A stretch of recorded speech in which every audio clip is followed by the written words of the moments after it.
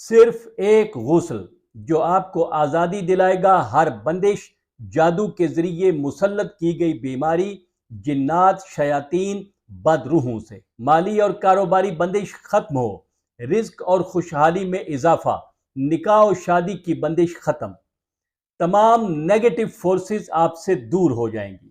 رکے ہوئے کاموں کی رکاوٹ اس ایک غسل سے ختم ہو جاتی ہے۔ میں ہوں سید عامر جعفری۔ غسل کی ہمارے مذہب میں ایک خاص اہمیت ہے۔ کئی طرح کے غسل تو واجب ہیں جن کے بغیر شرعی عبادات نہیں کی جا سکتی، اور کئی مستحب غسل بھی ہیں جن کا بہت زیادہ اجر و ثواب ہے۔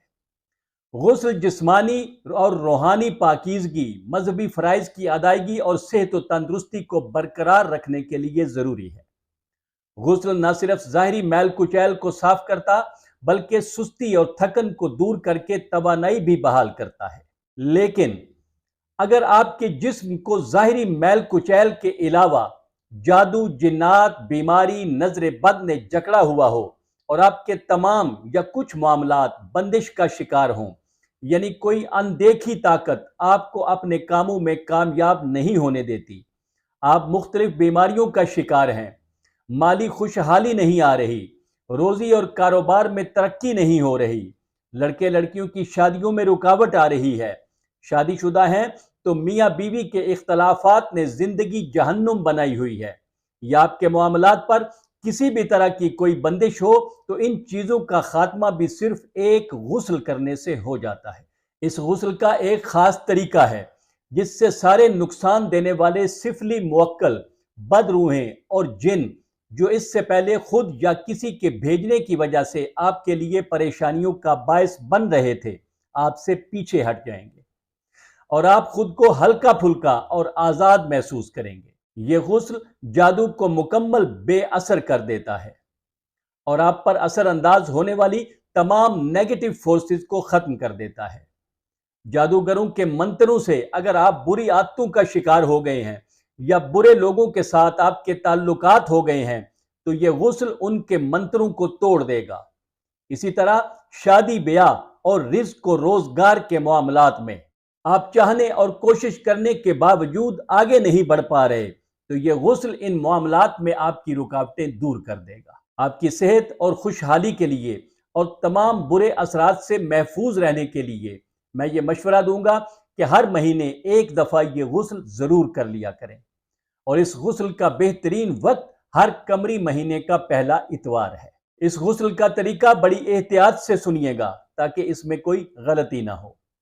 اس کے لیے سب سے پہلے ایک گلاس عرق گلاب اور ایک چائے کا چمچ نمک مہیا کریں۔